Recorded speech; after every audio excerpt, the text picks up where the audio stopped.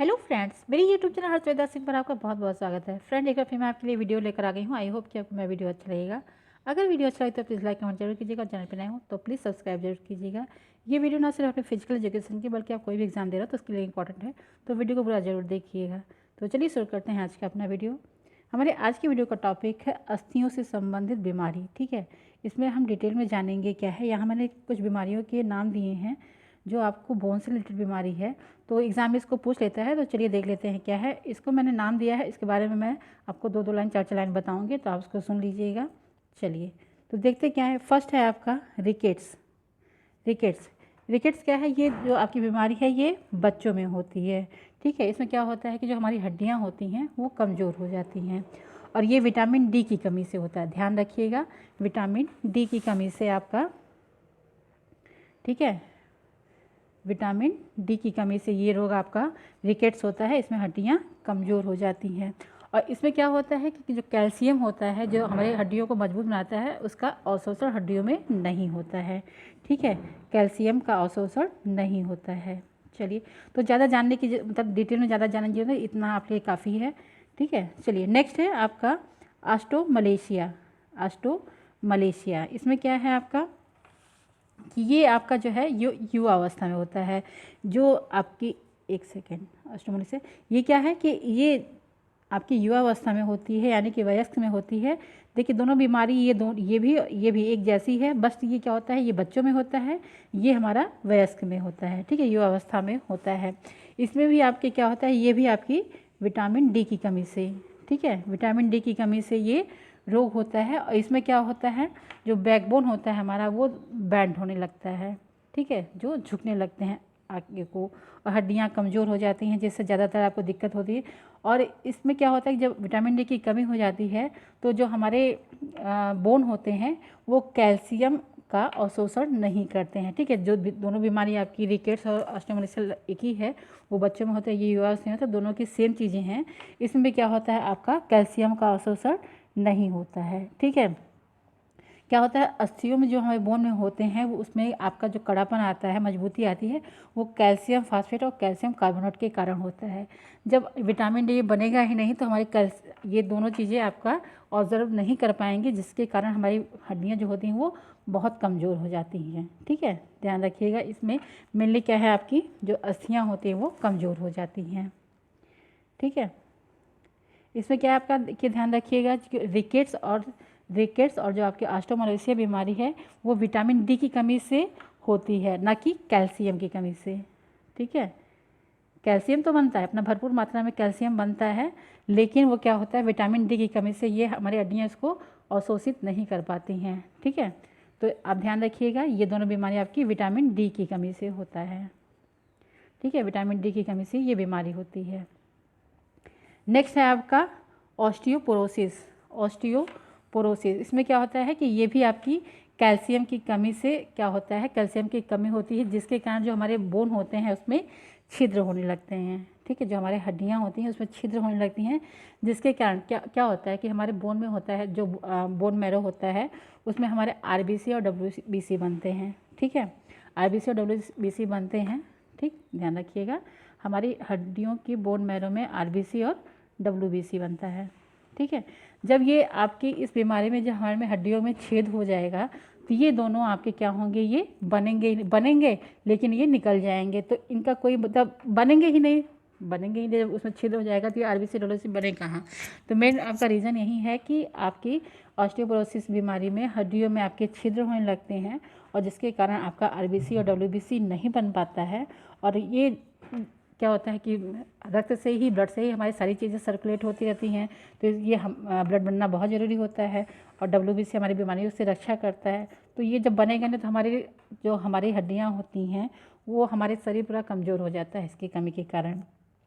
और ये बीमारी जो ज़्यादातर होती है आपको वृद्धावस्था में देखने को मिलेगी। ठीक है, ये बीमारी आपकी वृद्धावस्था में, ठीक, ये वृद्धावस्था में आपको ये बीमारी देखने को ज़्यादा मिलती है। ठीक है, तो ये ज़्यादातर आपका पुरुषों में भी होता है, लेकिन इसमें महिलाओं में, ठीक है, महिलाओं में ये अधिक मात्रा में होता है। चलिए नेक्स्ट है आपका बोले ठीक है। देखिए ये आपका रिकेट्स के ही अंतर्गत आता है, लेकिन हम ज़्यादा अच्छे से समझने के लिए, ये रिकेट्स में जब कमजोरी होती है बच्चों में तो ये आपका बो लेग और नॉक नी दोनों हो जाता है, लेकिन हम थोड़ा सा अगर अच्छे से समझेंगे तो हमें ज़्यादा समझ में आएगा।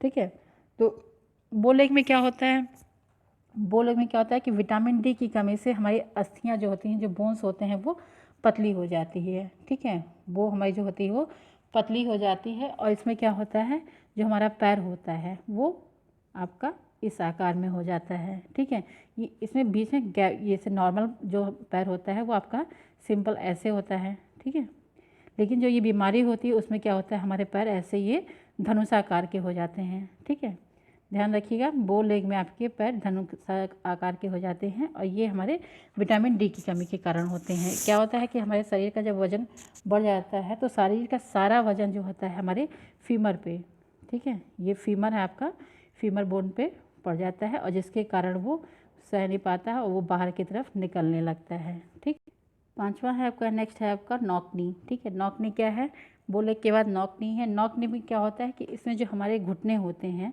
ठीक है, हमारे पैर के घुटने जो होते हैं वो आपस में, सॉरी एक सेकेंड, वो आपस में टच होने लगते हैं। ठीक है, एक सेकेंड, ठीक है, जैसे ये हमारा ऊपर का फीमर है और ये आपका टीबिया, और टीबिया है यहाँ पे। ठीक है, ये हमारा होता है जो नी, जो पटेला होता है आपका। ठीक है, पटेला जो होता है ये आपस में टच करने लगते हैं, बस थोड़ा बहुत ही गैप रहता है। अगर नॉर्मल भी खड़े, अगर उनको स्ट्रेट खड़ा करने के जाए अटेंशन में वो खड़े होते हैं तो उनका नी आपस में टच होने लगता है, जिससे उससे दौड़ने में भी परेशानी होती है और चलने में भी ये आपस में टच करते हैं। ये भी बीमारी आपकी विटामिन डी की कमी के कारण ही होता है। ध्यान रखिएगा, बोन से रिलेटेड जितनी भी बीमारियाँ होती हैं लगभग सभी आपके विटामिन डी की कमी के कारण होता है। ठीक है, तो ये बो लेग में क्या होता है, आपका घुटना, आपके जो फीमर होते हैं वो धनुषाकार हो जाते हैं, और नॉक निक में आपके ये घुटना आपके टच होने लगते हैं। मेन आपका ये ध्यान रखिएगा। चलिए, नेक्स्ट है आपका गठिया, गठिया या गाउट। ठीक है, गठिया या गाउट, इसमें क्या होता है कि ये जो होता है व्यक्ति के सभी जोड़ों में, खास तौर से घुटने व कोहनी के जोड़ में होता है। ठीक है, जो हमारा गांठें जहाँ जहाँ होती हैं, जहाँ जहाँ हमारे जॉइंट्स होते हैं, ये मेनली वहाँ होता है, लेकिन खास तौर से ये आपके घुटने और कोहनी में ये आपको देखने को मिलता है। उसमें से भी खास तौर से आपके घुटने में देखने को मिलता है। ये किसी भी एज में भी हो सकता है, लेकिन खास तौर से वृद्धावस्था में ये ज़्यादा बीमारी देखने को मिलती है। इसमें क्या होता है कि जोड़ जो होते हैं वो फूल जाते हैं और लाल हो जाते हैं, उसी के साथ साथ वहाँ पे दर्द होता है, और ये दर्द बहुत ज़्यादा होता है, जिससे आपके क्या होता है कि नॉर्मल जो हमारे वृद्ध होते हैं हमको चलने में बहुत दिक्कत होती है।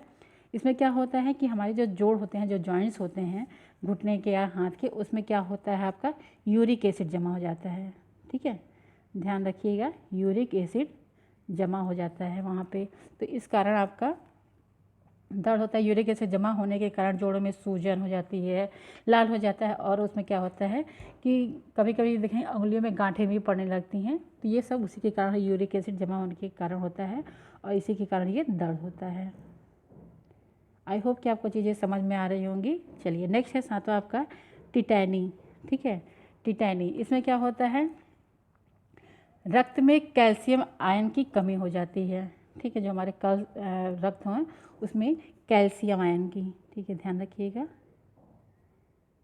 कैल्शियम आयन की, आयरन नहीं, आयन की कमी हो जाती है। इसके कारण मसल में ऐंठन होती है। ठीक है, हमारे जब ब्लड में कैल्शियम आयन की कमी हो जाती है तो हमारे मसल्स में क्या होता है, ऐंठन होती है, तो और ऐंठन भी होगी और बहुत ज़्यादा दर्द होता है। लेकिन मेन आपको एहसास तो आपके मसल्स में होता है, लेकिन ये होता कहाँ है, हमारे अस्थियों में होता है। ठीक है, ये अस्थियों में आपके दर्द होता है। कहाँ, ब्लड हमारे रक्त में, बोन में बनते हैं, और उसमें आपकी कैल्शियम आयन की कमी हो जाती है, जिसके कारण ये दर्द का एहसास होता है, और हमें ये मसल्स में होता है। लेकिन बीमारी ये क्या है, आपकी अस्थि की है। ठीक है, आपकी टिटैनी बीमारी आपकी अस्थि की बीमारी है। चलिए, नेक्स्ट है आपका आर्थराइटिस। आर्थराइटिस भी आपकी ये गठिया और आर्थराइटिस दोनों एक ही जैसी बीमारी है, बस लेकिन क्या है, ये गठिया जो है आपका मेनली यूरिक एसिड के कारण होता है। इसका भी नहीं हो पाया, पता चल पाया है, लेकिन ये भी आपकी गांठों में जो जोड़ होते हैं, संधि जो होती है वहाँ पे ही ये दर्द होता है। चलिए नेक्स्ट है आपका ऑस्टियोमाइलाइटिस। ठीक है, ऑस्टियोमाइलाइटिस इसमें क्या है, इस ऑस्टियोमाइलाइटिस को बोन इन्फेक्शन भी कहते हैं। ठीक है, बोन इन्फेक्शन भी कहते हैं। यह बहुत कम देखने को मिलता है। ठीक, ध्यान रखिएगा, ऑस्टियोमाइलाइटिस को बोन इन्फेक्शन, ठीक है, बोन इन्फेक्शन भी कहा जाता है। ये बहुत कम देखने को मिलता है, लेकिन जितना अगर ये बीमारी किसी में हो गई है तो ये बहुत गंभीर बीमारी है। ये बीमारी तब होती है जब देखी गई जब ये बोन का रिप्लेसमेंट होता है। ठीक है, कभी कभी क्या, जब हमारे बोन में प्रॉब्लम होती है तो हमारे बोन को रिप्लेसमेंट किया जाता है। खास तौर से आप देखे होंगे कि हिप रिप्लेसमेंट होता है, देखा जाता है, तब ये आपकी ऑस्टियोमाइलाइटिस बीमारी होती है, यानी कि बोन इन्फेक्शन होता है। इसके बाद कभी कभी ये इन्फेक्शन जो होता है और अस्थियों तक, मतलब और जो बोन होते हैं वहाँ तक फैल जाता है और ये गंभीर रूप ले लेता है। तो जब भी आप इसका, अगर किसी पर्सन में ये देखा गया है कि उन्होंने बोन रिप्लेसमेंट कराई हुई है तो उसमें ये बीमारी देखने को मिलती है। तो जो भी अगर कराते हैं तो उसको बहुत देखते हैं कि आप बहुत सावधानी बरतने की ज़रूरत है, नहीं तो ये बीमारी अगर फैल गई तो फिर ये बहुत दिक्कत हो जाएगी, हमारे और भी बोन्स को प्रॉब्लम करती है। चलिए नेक्स्ट है ऑस्टियोपेनिया बीमारी। ठीक है, ऑस्टियोपेनिया में क्या होता है कि ये लो बोन डेंसिटी, इस बीमारी को लो बोन डेंसिटी भी कहा जाता है। ठीक है, एक सेकेंड, लो बोन डेंसिटी। ठीक है, इस बीमारी को, आपका जो ऑस्टियोपेनिया है, इसे लो बोन डेंसिटी भी कहा जाता है इस बीमारी को। इसमें क्या होता है कि इसमें अस्थियों का घनत्व, ठीक है, अस्थियों का घनत्व कम हो जाता है।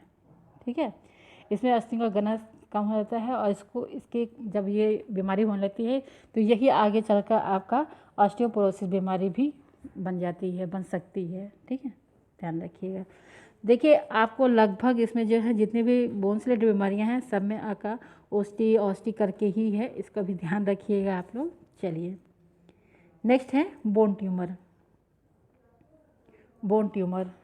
ठीक है, बोन ट्यूमर क्या है, यह बीमारी तब होती है जब अस्थियों के अंदर कोशिकाओं में अत्यधिक वृद्धि होने लगती है। जब हमारे बोन्स जो होते हैं उनमें क्या होता है, उनके अंदर कोशिकाएं बहुत ज़्यादा बनने लगती हैं, तब ये आपका बोन ट्यूमर होता है। और अगर लेकिन कैंसर नहीं है, बोन ट्यूमर हो गया लेकिन अगर वो ट्यूमर आपका कैंसर नहीं बनता है तब इसका नॉर्मली इलाज करके इसे ठीक किया जा सकता है, इसमें कोई दिक्कत नहीं है। अगर इसका सही समय पे इलाज नहीं होता है बोन ट्यूमर का तो यही आगे चलकर ये बोन कैंसर बन जाता है।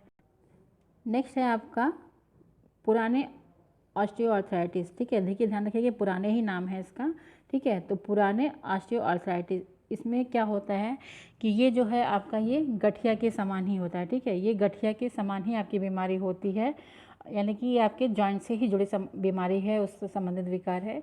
इसमें क्या होता है कि अस्थियों के बीच में कुछ गद्दे के समान आकृति होती है, ध्यान रखिएगा, गद्दे के समान। ठीक है, गद्दे के समान या स्पंज के समान आकृति होती है, जिसे हम क्या उपास्थि कहते हैं। ठीक है, इसे आपको जो हड्डियों के बीच में जो गद्दे होते हैं उसको हम उपास्थि कहते हैं। ठीक है, उपास्थि कहते हैं, वो उपास्थि का काम करते हैं। और ये जब क्या होता है कि कभी कभी जब ये उपास्थि टूटने लगते हैं, ठीक है, हड्डियों के बीच में उपास्थि होती है और ये उपास्थि जब टूटने लगती है तो जो बोन्स होते हैं वो आपस में रगड़ खाने लगते हैं। जैसे एक बोन है, दूसरा बोन है, उस दो बोन के बीच में आपके क्या होता है कि उपास्थि होती है। वो उपास्थि जब हटने लगती है या टूटने लगती है तो दो बोन्स आपस में रगड़ खाने लगते हैं और इस रगड़ के कारण क्या होता है, दर्द होता है, आपको बहुत ज़्यादा सूजन हो जाती है और बहुत ज़्यादा अकड़न होती है। ठीक है, तो ये आपके पुराने ऑस्टियोआर्थराइटिस है। तो ये भी आपकी बोन से रिलेटेड बीमारी है, यानी कि सिंपल वर्ड में कहें कि जब बोन के बीच में जो उपास्थि होती है जब वो टूटने लगती है, बोन्स आपस में रगड़ खाने लगते हैं, तब उस रगड़ के कारण आपको बहुत ज़्यादा दर्द होता है, उसमें आपकी अकड़न आती है और सूजन भी हो जाती है, जिसके कारण बहुत ज़्यादा दर्द होता है। ठीक है, नेक्स्ट है आपका तेरहवां आपका स्पॉन्डिलाइटिस। ठीक है, स्पॉन्डिलाइटिस ये भी आपकी बोन से संबंधित बीमारी है। इसमें क्या होता है कि ये मेनली आपका जो हमारी स्पाइनल कॉर्ड होती है उसमें उससे संबंधित बीमारी है, और हमारे स्पाइनल कॉर्ड में यानी कि रीढ़ की हड्डी में सूजन आ जाती है और पीठ में बहुत ज़्यादा दर्द होता है। ये कहीं भी हो सकता है, आपके गर्दन में, हाथ में, कहीं भी हो सकता है। ये मेनली आपका ये रीढ़ से संबंधित, और इसको आपको ये आपका नर्वस सिस्टम से रिलेटेड भी बीमारी है, लेकिन मेनली आपकी बोन से रिलेटेड बीमारी है ये। ठीक है, इसमें क्या होता है, रीढ़ की हड्डियों में सूजन आ जाता है और पेट में बहुत ज़्यादा दर्द होता है। इसके साथ ही साथ मतलब आपके कंधे, कूल्हे और पसलियों, एड़ी आदि में कई जगह जो जोड़ होते हैं वहाँ पे दर्द होता है और सूजन हो जाती है। ठीक है, सूजन भी देखने को इसमें मिलता है स्पॉन्डिलोसिस में। चलिए नेक्स्ट है आपका काइफोसिस। ठीक है, 14वां आपका है काइफोसिस। काइफोसिस बीमारी भी आपकी जो क्या होता है बोन से रिलेटेड बीमारी है। इसमें क्या होता है, आपकी विकृति आ जाती है। विकृति ही आपकी बीमारी जो होती है वही आगे चल के आपकी बोन से रिलेटेड बीमारी हो जाती है।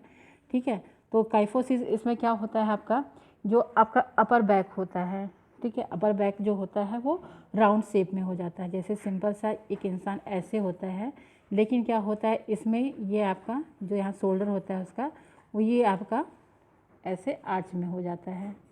ठीक है, राउंड शेप में ये आपका हो जाता है। ये अपर बैक में, इसमें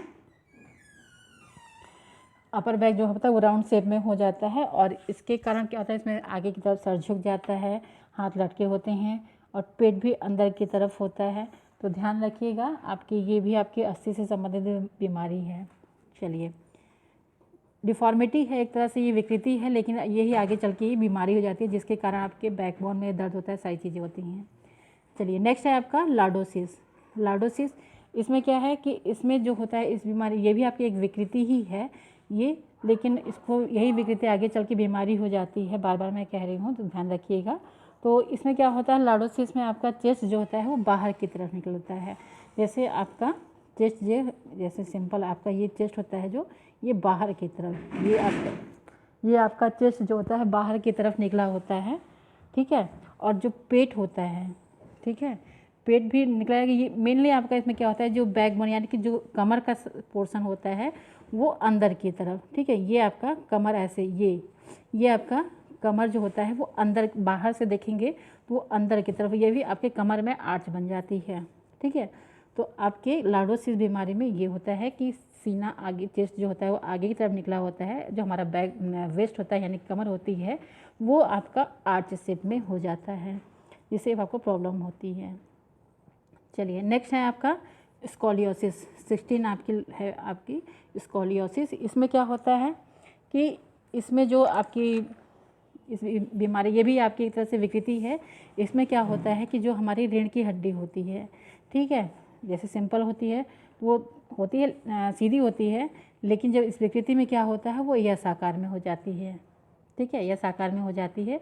इसमें क्या होता है कि जो हमारा शोल्डर होता है, कंधा होता है, वो दाएं या बाएं तरफ, एक तरफ किसी साइड वो झुक जाता है। जैसे सिंपल आदमी किसी को आप देखोगे तो उसका लेफ्ट शोल्डर नीचे जो झुका होगा और राइट ऊपर की तरफ होगा, या फिर राइट झुका होगा लेफ्ट की तरफ होगा। जैसे नॉर्मल पर्सन जो होता है उसके दोनों शोल्डर बराबर होते हैं, लेकिन जो आपका स्कोलियोसिस बीमारी से जो ग्रसित पर्सन होता है, उससे जो इफेक्टेड पर्सन होता है, उसका कंधा ऊपर नीचे होता है, उसमें रीढ़ की हड्डी जो होती है उसके शेप में भी अंतर आ जाए, वो हमारे यस आकार का हो जाता है जिसके कारण वो आपको दर्द भी होता है और दिक्कत भी होती है। सामने वाले को उतना पता नहीं चलता है, लेकिन ये आपकी एक विकृति है और ये आगे चल के और भी बीमारी से फैल सकती है। तो ये रहा हमारे अस्थियों से संबंधित कुछ बीमारियाँ। कुछ इसमें विकृति भी है, इसको हम, लेकिन हमारे एग्ज़ाम में पूछ सकता है कि किससे संबंधित बीमारी है, तो इस वजह से मैंने इसको ले लिया है।